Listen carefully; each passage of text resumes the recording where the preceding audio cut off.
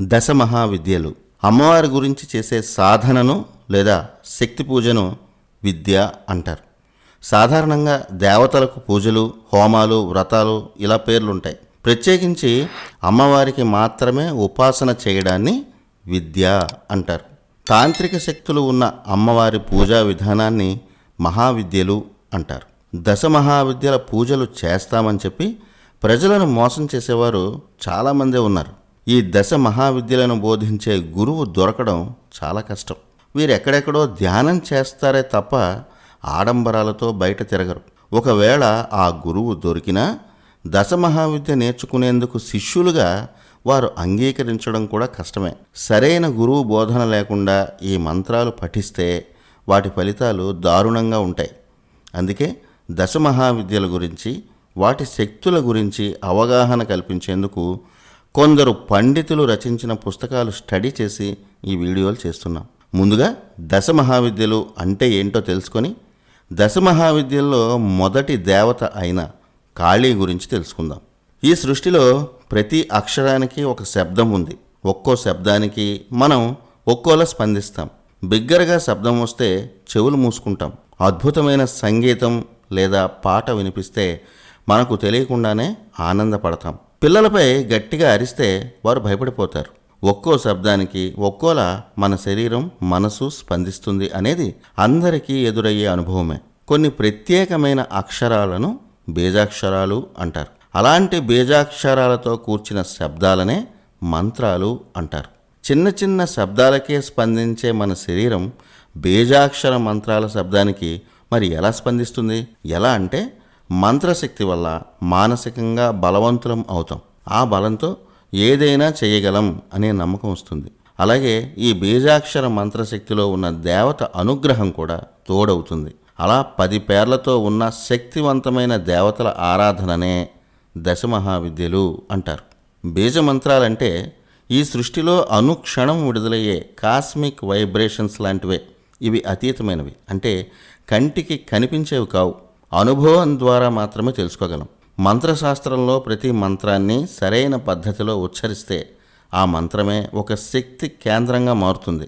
కానీ ఆ మంత్రాన్ని అప్పటికే ఆ దశ మహావిద్యలో అనుభవం ఉన్న గురువు బోధించాలి. పుస్తకాల్లోనో వీడియోల్లోనో ఎవరెవరో చెప్పిన మంత్రం పఠించడం వల్ల ఎలాంటి ప్రయోజనం ఉండదు. పైగా వ్యతిరేక ఫలితాలు రావచ్చు. దశ మహావిద్యకు అత్యంత ముఖ్యమైన వారు గురువు. దశ మహావిద్యల మంత్రాలు అత్యంత శక్తివంతమైనవని మంత్రశాస్త్రం చెప్తుంది. ఆ మంత్రాల వైబ్రేషన్స్ మనలో నిద్రాణంలో ఉన్న చాలా శక్తులను మేల్కొలుపుతాయి. సరైన గురువుని పొందిన సాధకుడికి మాత్రమే అవి సాధ్యమవుతాయి. ఈ సృష్టి అంతా ఎలక్ట్రోమాగ్నెటిక్ ఫోర్స్ లాంటి శక్తుల వల్లే ఏర్పడిందని సైన్స్ కూడా చెప్తోంది. సృష్టిని నడిపిస్తున్న ఆ ఎలక్ట్రోమాగ్నెటిక్ ఫోర్స్నే మనం శక్తిగా పూజిస్తున్నాం. అది మానవాతీత శక్తి. సృష్టి నుంచి విడుదలయ్యే ప్రతి శక్తి భూమి మీద ఉన్న ప్రతి వస్తువుని, జీవులను ఆవరించి ఉంటుంది. ఆ శక్తిని తెలుసుకున్నవాడే అసలైన సాధకుడు అవుతాడు. ఆ శక్తిని తెలుసుకునే మంత్రమే పాస్వర్డ్ లాంటిదని అనుకోవచ్చు. మనం అందరం గూగుల్లో సెర్చ్ చేస్తూ ఉంటాం. మనకు కావలసింది దొరకాలంటే ఏం టైప్ చేయాలో కూడా తెలియాలి కదా. ఆ సెర్చ్ ఆప్షన్నే మంత్రం అనుకోవచ్చు. మ్యాథమెటిక్స్లో XYZ ఫార్ములాలో మనం ఎంత నెంబర్ వేస్తే అంత వాల్యూ వస్తుంది. అలాగే మంత్రాన్ని కూడా ఎంత సాధన చేస్తే అంత శక్తి వస్తుంది. దైవారాధన సాధనలు కూడా సైన్స్, మ్యాథ్స్తో లింక్ అయి ఉన్నవే. ఈ మంత్రాల శక్తి ఎక్కువగా ఉన్న దైవిక శక్తులే దశ మహావిద్యలు. ఓంకారం జపిస్తే మనలో ఆ సౌండ్ వైబ్రేషన్ వల్ల కలిగే రిజల్ట్ మానసిక ప్రశాంతత. గాయత్రి మంత్రం 108 సార్లు జపిస్తే ఒక రకమైన ఎనర్జీ వస్తుంది. ఆ ఎనర్జీ ఏంటో ఆ మంత్ర సాధన చేసే వాళ్ళకి తెలుస్తుంది. అలాగే అతీత శక్తులు అని కొన్ని ఉంటాయి. వాటి తీవ్రత, ఫలితాలు కూడా ఎక్కువే.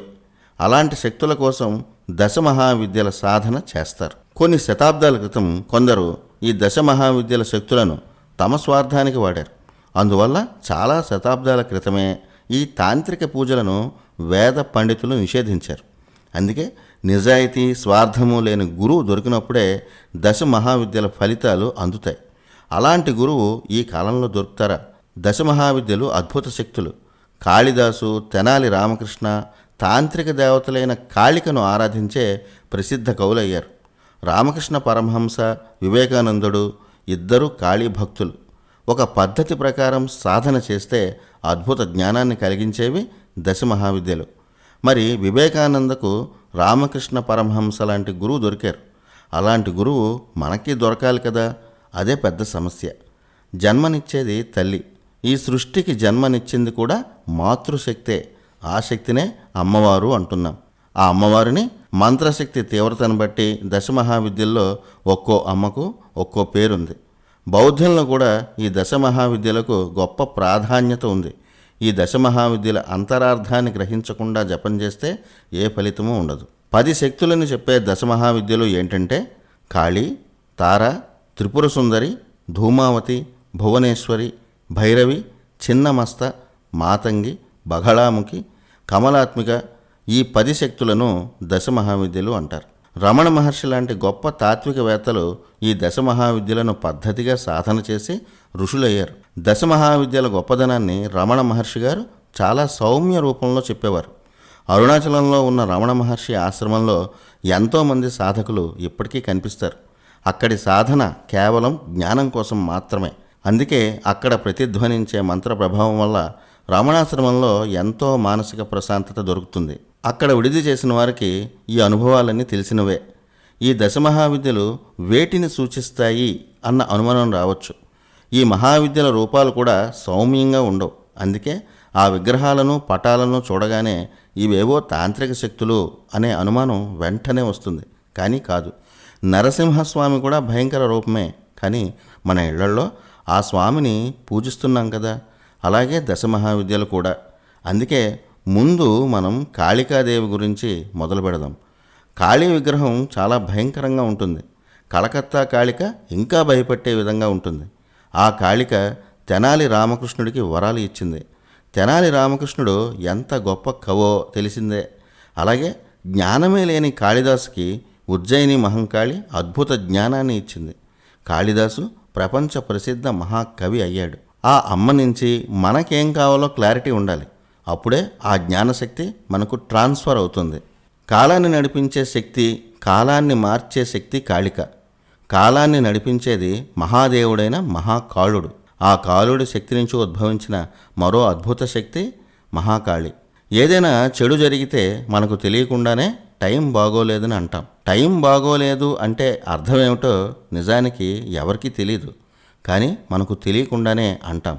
ఆ మాట అనిపించింది ఎవరు? కాళి.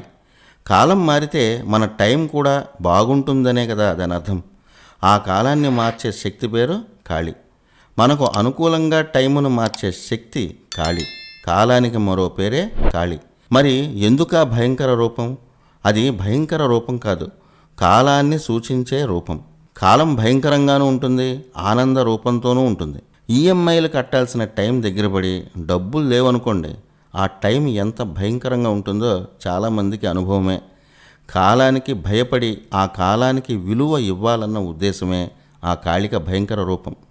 టైం అవగానే ఎవరైనా వెళ్ళిపోవాల్సిందే. అందుకే కాళిక పుర్రెలు ధరించి ఉంటారు. శరీరం మీద వ్యామోహం పెంచుకోవద్దని చెప్పే సందేశమే అది. ఒక్కో దానికి ఒక్కో అర్థం ఉంది. దశ మహావిద్యలు కూడా ఒక్కోటి ఒక్కో శక్తిని కలిగి ఉంటాయి. కాళి, చిన్నమస్త కాలాన్ని శాసిస్తాయి. తార, మాతంగి మంచి వాక్కుని, జ్ఞానాన్ని ఇస్తాయి. త్రిపుర సుందరి, కమలాత్మిక ఐశ్వర్యాన్ని, ఆనందాన్ని, అందాన్ని ఇస్తాయి. భువనేశ్వరి, ధూమవతి మనలో ఉన్న మానసిక శక్తిని 100 రెట్లు పెంచుతాయి. భైరవి, బగళాముఖి చెడు పరిస్థితులను మార్చేస్తాయి. శత్రువులను బలహీనం చేస్తాయి. గతిశక్తి, స్థితిశక్తిని కంట్రోల్ చేస్తాయి. ఇవి దశ మహావిద్యల శక్తులు. వీటిలో కాలానికి అధిపతి కాళీ, కాళేశ్వరుడు. వీరి అంతఃశక్తి అయినటువంటి కాలభైరవుడు. కాలశక్తిని చూడాలంటే కాలభైరవుడు దారి చూపిస్తాడు. అంటే కాలభైరవుడి ఆరాధన వల్ల మన బ్యాడ్ టైంని మార్చుకోవచ్చు. కానీ వీటి ఆరాధనకు సరైన మంచి జ్ఞాని అయిన గురువు కావాలన్న విషయం మర్చిపోకూడదు. దశ మహావిద్యల్లో మొదటిది కాళీ. కాలం అనే మాట నుంచి కాళీ అనే మాట పుట్టింది. దేవీ భాగవతం, పురాణాల్లో కాళికాదేవి గురించి ఎన్నో కథలు ఉన్నాయి. గొప్ప భక్తుడైన రామకృష్ణ పరమహంసను కాళికాదేవి తల్లిలా లాలించిందన్నది కథ కాదు, నిజమే. ఆ శక్తితోనే రామకృష్ణ పరమహంస, వివేకానంద లాంటి గొప్ప శిష్యుణ్ణి అందించగలిగారు. సృష్టి ఆరంభంలో బిగ్ బ్యాంగ్ లాంటి పేలుడు జరిగిందని చెప్తూ ఉంటారు. ఆ కోర్ ఎనర్జీ నుంచే సృష్టి ప్రారంభమైంది. ఆ బ్రహ్మాండాన్నే మనం బ్రహ్మ అన్నాం. విస్తరిస్తున్న విశ్వాన్నే విష్ణువు అన్నాం. అంత పెద్ద కోర్ ఎనర్జీలో నెగిటివ్ ఎనర్జీస్ కూడా పుడతాయి కదా. అలా విష్ణువు నుంచి అంటే విశ్వం నుంచి మధు, కైటభు అనే రాక్షస శక్తులు లేదా నెగిటివ్ ఎనర్జీస్ ఉద్భవించాయి. ఆ శక్తులు కోర్ ఎనర్జీ అయిన బ్రహ్మను డిస్టర్బ్ చేయడం మొదలుపెట్టాయి. అంటే సృష్టి జరుగుతుంటే ఆ శక్తులు అడ్డుపడ్డాయి. ఇంకా చెప్పాలంటే కంప్యూటర్ భాషలో వైరస్లా అన్నమాట. ఇప్పుడు యాంటీవైరస్ కావాలి కదా. ఆ యాంటీవైరస్ వైరస్ కన్నా గొప్ప శక్తి కలిగి ఉండాలి కదా. అప్పుడు మధు, కైటబులు అనే రాక్షస మాయను సంహరించడానికి కాలశక్తి పుట్టింది. ఆ కాలశక్తికి ఆధారం పరమశివుడు. ఆ శక్తి నుంచి పుట్టిన మరో శక్తి కాళి. ఆ కాళి కాలాన్ని మార్చి ఆ కాలంలో మధు, కైటబులే లేకుండా సంహారం చేసి బ్రహ్మ చేస్తున్న ఈ సృష్టి అనే ప్రోగ్రామింగ్ని రీబూట్ చేసింది. అందుకే పురాణాల్లో కాళికాదేవిని ఎలా వర్ణించారంటే మహాప్రళయ కాలంలో కాలతాండవం చేసిన శక్తి కాళి అన్నారు. అంటే విశ్వాన్ని నడిపించే కాలానికి అధిపతి కాళి. అంత శక్తి ఒక్కసారి విడుదలైతే కంట్రోల్ అవడం కష్టం కదా. అప్పుడే కాళికాదేవి శక్తిని బ్యాలెన్స్ చేయడానికి శివుడు వచ్చాడు. నీ శక్తి వల్ల ఈ విశ్వం అల్లాడిపోతోంది, ఆ శక్తిని తగ్గించేందుకు నా దేహంపై కాలు మోపు అని శివుడు కాళికను కోరాడు. అలా కాళిక శివుడి దేహంపై తన కాలు ఉంచింది. అంటే కాళికాదేవి శక్తిని న్యూట్రలైజ్ చేసిన శక్తి శివం. అంటే కాలాన్ని నియంత్రించే శక్తి ఒక్క లయానికి మాత్రమే ఉంది. అలా సృష్టి అంతం అయ్యే వరకు కాలం ప్రయాణిస్తూనే ఉంటుంది అని అర్థం. ఇప్పుడు ఈ విశ్వాన్ని అర్థం చేసుకుంటే ఆదిశక్తి లాంటి పరమాణువు నుంచి విశ్వం పుట్టింది. ఆ విశ్వం పెరగడమే విశ్వరూపం అంటే విష్ణువు. ఆ విశ్వాన్ని నడిపించే కోర్ ఎనర్జీనే బ్రహ్మాండం అంటే బ్రహ్మ. ఈ బ్రహ్మాండాన్ని నడిపించే కాలమే కాళి. ఈ విశ్వాన్ని నాశనం చేసే ప్రమాదకరమైన శక్తులను తనలో లయం చేసుకుని న్యూట్రలైజ్ చేసే లయకారుడినే శివుడు అంటున్నాం. ఈ సృష్టిని నడిపిస్తున్నది కాలం. ఇవన్నీ ఆయా శక్తుల పేర్లు. అందుకే కాళికాదేవి విగ్రహంలో మనం విశ్వ సిద్ధాంతాన్నే చూడవచ్చు. భారతదేశంలో చాలా చోట్ల మనకు కాళీ భక్తులు కనిపిస్తారు. కాళీ సాధన అంటే సులువు కాదు. నేరుగా ప్రకృతిలో ఉన్న అతీత శక్తిని ఆహ్వానించడమే కాళీ ఉపాసన. కోల్కతా దక్షిణ కాళీ ఆలయం ఎంతో ప్రసిద్ధి చెందింది. ఒక యోగి కాళీ ఉపాసన ఎందుకు చేయాలో చెప్పాడు. మనిషి ఏదైనా విజయం సాధించాలంటే దారిలో ఎన్నో భయాలు ఆవహిస్తాయి. చేయగలనో లేనో అన్న భయం వెంటాడుతూ ఉంటుంది. ప్రతి చిన్న ఫెయిల్యూర్కి భయపడుతుంటారు. భయానికి బానిసలవుతారు. అనుక్షణం భయంతో చస్తూ ఉంటారు. అలాంటి భయాలన్నింటినీ దూరం చేసే శక్తి కాళీ. కాళీ రూపమే భయంకరంగా ఉంటుంది. అలాంటి రూపాన్ని చూసే శక్తి ఉన్నప్పుడు మనలో ఇక భయానికి చోటు లేదన్నమాట. కాళీ సాధన చేసేవారికి పరాజయమే ఉండదు అని ఆ యోగి అన్నారు. ఈ కాళికా శక్తిలో కూడా 3 రూపాలున్నాయి. అవి కాళీ, లక్ష్మి, సరస్వతి. కాళీ ఇచ్ఛాశక్తి స్వరూపిణి అంటే మనలో ధైర్యాన్ని, విల్ పవర్ని పెంచుతుంది.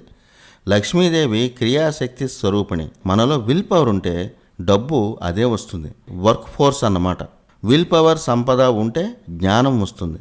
ఆమె సరస్వతి. వీటన్నిటికీ మంచి గురువు, ఉపాసన కావాలి. ఉప అంటే దగ్గర, ఆసన అంటే కూర్చొని సాధన చేయడం అని అర్థం. దేవతను మనసులో ఊహించుకొని మానసికంగా ఆమెను పూజించడమే ఉపాసన. ఉపాసన చేసిన తర్వాత మన మనసులో కాళికాదేవి సాక్షాత్కరిస్తే దానినే సిద్ధించడం అంటారు. ఇలా కాలాన్ని మార్చే శక్తి కాళి. భూతాన్ని వదిలించే శక్తి కాళి. మళ్ళీ భూతం అంటే సినిమాల్లో చూపించిన దెయ్యాలో, భూతాలో, రాక్షసులో కాదు. భూతం అంటే భూతకాలం. భూతకాలం నుంచి వెంట వచ్చే మానసిక భయాలు అని అర్థం. గతాన్ని తలుచుకొని బాధపడుతున్నాడు అంటే అతనికి భూతం పట్టినట్టే. ఆ వ్యక్తి భూతకాలం అనే జబ్బుతో బాధపడుతున్నాడని అర్థం. అలాంటి వారు కాళీ సాధన చేస్తే ఆ కాల భూతం వదిలి వర్తమానంలోకి వస్తాడు. అదే కాళికాదేవి ఉపాసనలో అసలైన అంతరార్థం. మరో దశమహావిద్యా దేవత గురించి నెక్స్ట్ ఎపిసోడ్లో తెలుసుకుందాం.